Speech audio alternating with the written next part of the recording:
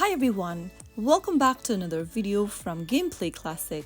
In this video, I'm going to show you how to delete items from Pokémon Go application. To delete an item in Pokémon Go, first of all, launch open the Pokémon Go app on your device and log in. Once you're in the home section, tap on the Poké Ball icon at the bottom. Now, within the menu, tap on Items and scroll through the list to find the item you want to remove. You can remove items like potions, revives, and Pokeballs. It can be easily deleted to manage space.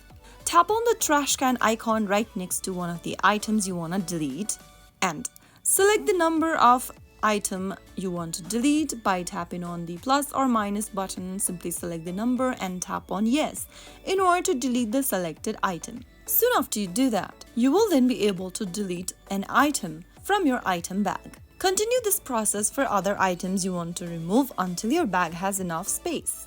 So that is how it's easily done. I hope you found the video to be helpful.